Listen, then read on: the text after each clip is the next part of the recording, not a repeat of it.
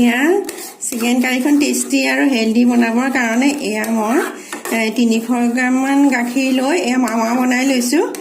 এয়া গাখীৰখিনি উতলাই একদম ডাঠ হৈ গ'ল, এয়া মাৱা হৈ গ'ল। চবেই কৰিব পাৰে কাৰণ ঘৰত গাখীৰ চবৰে থাকে, ৰেষ্টুৰেণ্ট ষ্টাইলত এনেকেই বনোৱা হয়।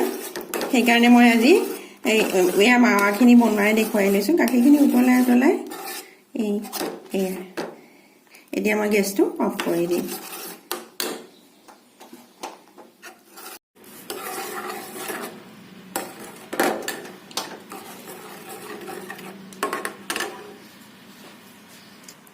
Welcome to Dipti Rani blog. কেনে ভালে আছেনে? আজি মই আপোনালোকৰ ওচৰলৈ ৰেষ্টুৰেণ্ট ষ্টাইলত চিকেন কাৰীনো কেনেকৈ বনায় তাকে আজি দেখুৱাবলৈ লৈছোঁ। আহকচোন চাওঁ মই চিকেন কাৰীখন বনাবৰ কাৰণে কি কি সামগ্ৰী লৈছোঁ। এয়া আধা কেজি চিকেন লৈছোঁ। এয়া পিঁয়াজ দুটা কাটি লৈছোঁ। এইফালে মিহিকৈ পিঁয়াজ দুটা ৰুকি লৈছোঁ। এইফালে চিলি ফ্লেক্স আছে আৰু এয়া এটা বিলাহী কাটি লৈছোঁ। এইফালে নহৰু গুচাই লৈছোঁ আৰু পিচি লৈছোঁ। আদা পিচি লৈছোঁ। 4টা ইলাচি লৈছোঁ। এটুকুৰা ডালচেনি লৈছোঁ। এয়া 4টামান লং লৈছোঁ আৰু এয়া 10-12টামান কাজু লৈছোঁ। তেজপাত লৈছোঁ আৰু ইয়াত জিৰা, ধনিয়া আৰু জালুক একেলগে মিক্স কৰি পিচি লৈছোঁ। এইফালে হালধি আছে আৰু এইফালে এয়া চিকেন মছলা আছে আৰু এইফালে এয়া মাৱা বনাই থৈছোঁ। এইফালে এয়া ধনিয়া লৈছোঁ। চিকেনত ধনিয়া দিলে খায়ো ভাল লাগে, ধনিয়াৰ ফ্লেভাৰটো। আৰু এইফালে 2টা আলু কাটি লৈছোঁ। আলু কম বেছি কৰিব পাৰে, আমাৰ ঘৰত মানে আলু খোৱা মানুহ আছে, আলু খাই ভাল পায়। মোৰ সৰু ছোৱালীজনীয়ে আলু খাই ভাল পায় কাৰণে আলু মই 2টা দিছোঁ ডাঙৰকৈ কাটি। মাংসতকৈ আলু খাব বেছি। আহকচোন চাওঁ কেনেকৈনো মই চিকেন কাৰীখন বনাওঁ। ঠিক কাৰী নহয়, গ্ৰেভি টাইপ হ'ব। এয়া কেৰাহীখন পাতি গৰম হ'বলৈ দিম। এতিয়া এয়া কেৰাহীখন গৰম হৈছে আৰু মই তাত তেল অকণ বেছিকৈ দিব লাগিব। চিকেন কাৰী সাধাৰণতে তেল অকণ বেছিকৈ লাগে।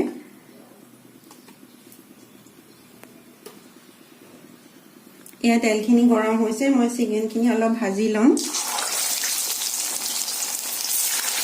ইয়াতে মই চিকেনখিনি 2 ঘণ্টামানৰ আগতে মেৰিনেশ্যন কৰি থৈছিলোঁ। ইয়াত এচামুচ মিঠাতেল, নিমখ, হালধি, জালুক, ধনিয়া আৰু জিৰা দি পেলাই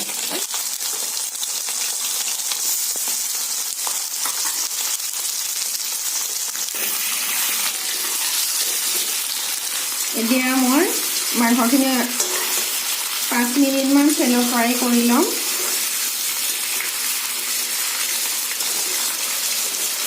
তেতিয়ালৈকে মই এই কাজুখিনি পেষ্ট বনাই ল'ম আৰু অকণমান পানী দি পটাত মই পেষ্ট বনাই ল'ম। আজি মই গ্ৰাইণ্ডাৰ ইউজ কৰা নাই, চব হাতেৰেই কৰিছোঁ। এই মছলাও পিচি লৈছোঁ, গোটেইখিনি মই পটাতে পিচি লৈছোঁ। পটাত পিচি পেলাই বনালে খাবলৈ কাৰীখন টেষ্টি হয়। এতিয়া মই এইখিনি ভাজি হোৱালৈকে এই কাজুখিনি অকণমান পানী দি পেলাই পটাত পিচি ল'ম। এয়া মাংসখিনি 5 মিনিটমান ভজা হৈ গৈছে। এতিয়া মই গেছটো কমাই মাংসখিনি কাঢ়ি উলিয়াই থ'ম।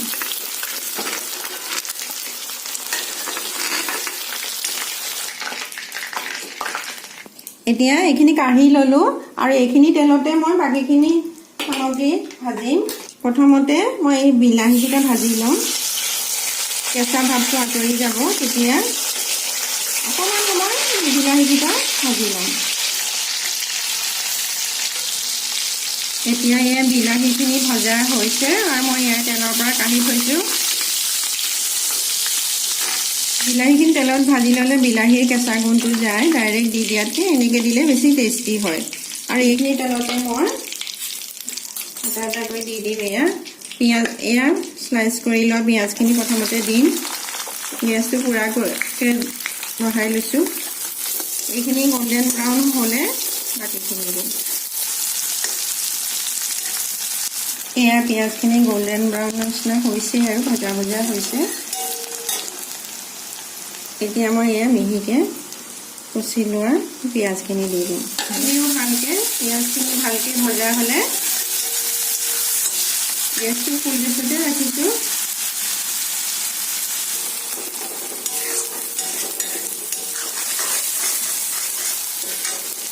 এতিয়া ইয়াতে এয়া 1 চামুচমান নহৰু পিচাখিনি দি দিছোঁ। নহৰুখিনি ভালকৈ ভাজ খাব লাগিব আৰু কেঁচা গোন্ধটো যাব লাগিব। বেছি তেল মই ইউজ কৰা নাই। এয়া যিখিনি তেলে পিঁয়াজখিনি ভাজ খাব সিমানখিনি তেলেই মই ব্যৱহাৰ কৰিছোঁ। এতিয়া ইয়াতে তেলতে মই চিলি ফ্লেক্স দি দিম, কাৰণ তেলত দিলে তাৰ ফ্লেভাৰটো ইকুৱেলি গোটেই আঞ্জাখনতে মিলি যাব। তাৰপিছত এতিয়া এয়া তেজপাত, সৰু সৰু তেজপাত 2 কিলা 3 কিলামান দিছোঁ। এয়া খুন্দি লোৱা ইলাচিখিনি দিছোঁ। এয়া 4-5টামান লং দিছোঁ, এটুকুৰা ডালচেনি দিছোঁ। এইখিনি এতিয়া ভাজি লৈছোঁ। এতিয়া তেলতে মই এয়া ৰেড চিলি পাউডাৰ অলপ দি দিছোঁ। সেইখিনি পোলাও দি দিম। এয়া ভাজা হৈ গৈছে। শেষত মই এয়া আদা পিচাখিনি দি দিম। আদা পিচাখিনি আগত দিলে অলপ তিতিকি ভাৱ হয়, সেইকাৰণে শেষত দিব লাগে। গোন্ধটো কিমান ধুনীয়া লাগিছে। এয়া ভজা হৈ গৈছে একদম। এয়া পিঁয়াজখিনি গোল্ডেন ব্ৰাউন হৈ গৈছে, তেলো কিনাৰে কিনাৰে নিগৰি আহিছে। এতিয়া মই ইয়াতে আলুখিনি দি দিম। আলুখিনি কাটি তিয়াই থ'লে ৰঙা হৈ নাযায়, সেইকাৰণে তিয়াই থৈ পেলাই মই টুকি থৈছোঁ। এতিয়া আলুখিনি অকণমান ভাজি লওঁ। ইয়াত এতিয়ালৈকে মই মছলা বা নিমখ হালধি একো দিয়া নাই। অকণমান এতিয়া 2 মিনিটমান আলুখিনি ঢাকি দি মই গেছটো কমাই দিম, যাতে আলুখিনি কেঁচা ভাৱটো যায়।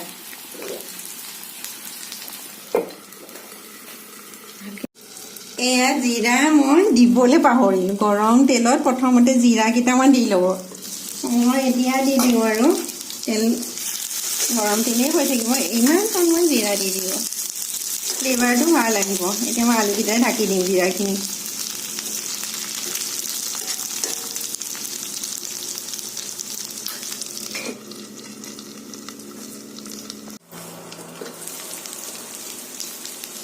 এই আলুখিনি ভজা হৈ গৈছে, আৰু আলু তেলত ভাজি ল'লে তাৰ ক্ৰাঞ্চিনেছটো আহে। ইয়াত গেছটো এতিয়া বঢ়াই দি ইয়াতে মাংসখিনি দি দিওঁ।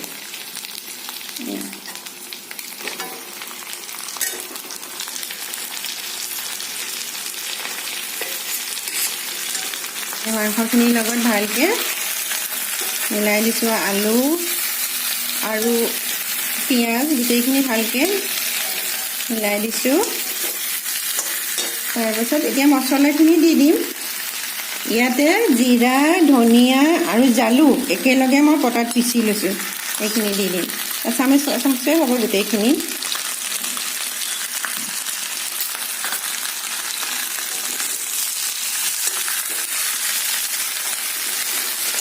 ইমান ধুনীয়া গুণ আহিছে। এতিয়া ইয়াতে মই হালধি দিম। এয়া হালধি দিছোঁ। মাংসত মেৰিনেশ্যন কৰোঁতে নিমখ দিছিলোঁ, সেইকাৰণে এতিয়া নিমখটো অকণমান কমাই দিম। পাছত আন্দাজ কৰি যাম, আপোনালোকে আন্দাজ কৰি দিব।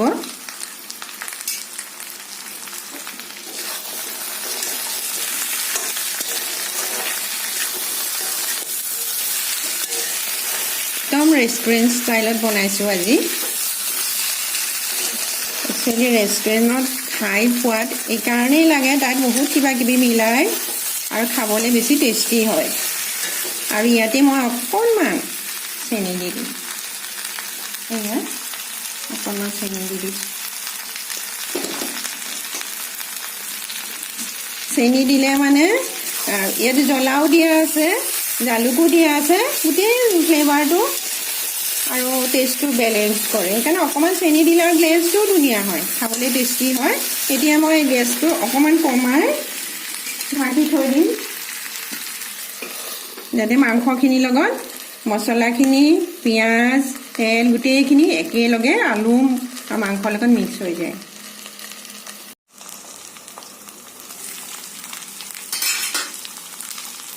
এতিয়া গেছটো অকণমান বঢ়াই দিম আৰু ইয়াতে এই যে ভাজি থৈছিলোঁ বিলাহীখিনি এইখিনি দি দিম কাৰণ বিলাহী বেলেগে ভজাৰ প্ৰয়োজন নাই এইখিনি হৈয়ে গৈছে তেলত মই তেল ফ্ৰাই কৰি লৈছিলোঁ বিলাহীখিনি দি 2-3 মিনিটমান ভাজিম মই পানী দিয়া নাই সেইকাৰণে গেছটো কম গেছত কৰি পেলাই এইখিনি ঢাকি দিম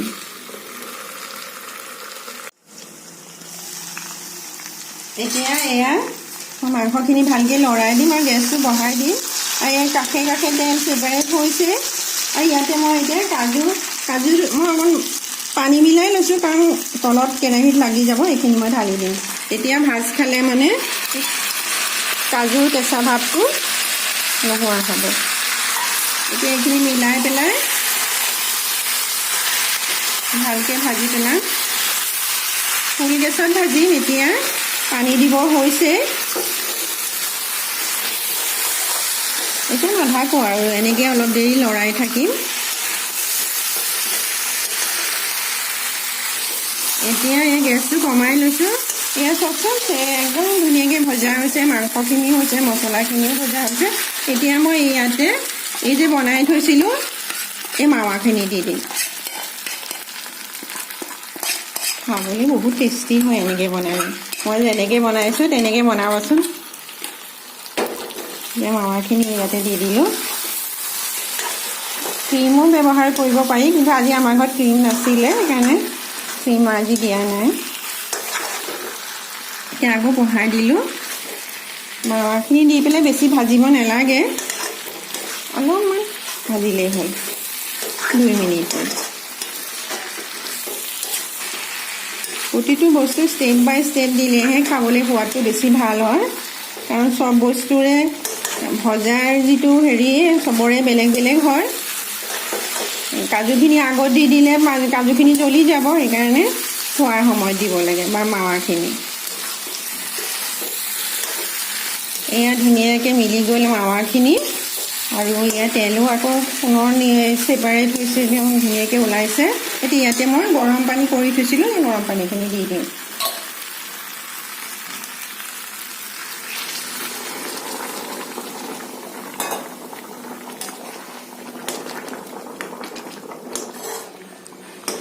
কাজু আৰু মাৱা দিয়াৰ কাৰণে তৰকাৰীখনৰ কালাৰটো লাইট য়েল্লো হ'ব এতিয়া মই এইখিনি ঢাকি দিম যাতে মাংসখিনিও সিজে আৰু আলুখিনিও সিজে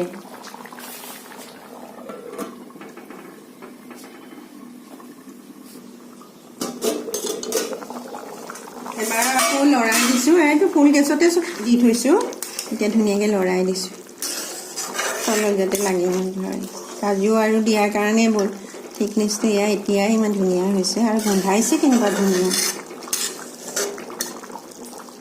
এতিয়া ইয়াতে এচামুচ চিকেন মছলা দি দিছোঁ চিকেন মছলাখিনি মই তেলত দিয়া নাই বেছিকৈ মছলাবোৰ ভাজিলে তাৰ টেষ্টটো নাইকিয়া হয় সেইকাৰণে মই চিকেন মছলাটো এনেকৈ দিছোঁ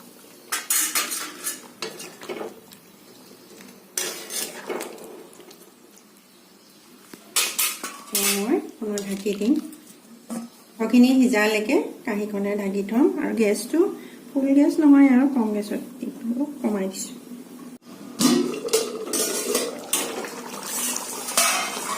এয়া হৈ গৈছে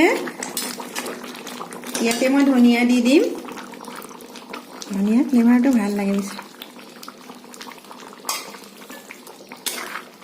এয়া আলু ধুনীয়াকৈ সিজিছে এয়া ধুনীয়াকৈ সিজিছে আৰু এয়া মাংসও সিজিছে আৰু গ্ৰেভিটো এয়া ইমান ধুনীয়া থিকনেছ হৈছে এয়া ধুনীয়াকৈ খাবলৈও টেষ্টি হৈছে এতিয়া মই গেছটো অফ কৰি দিম আৰু প্লেটিং কৰি আপোনালোকৰ ওচৰলৈ আকৌ আহিম কালাৰ দেখিছে কিমান ধুনীয়া হৈছে ইয়া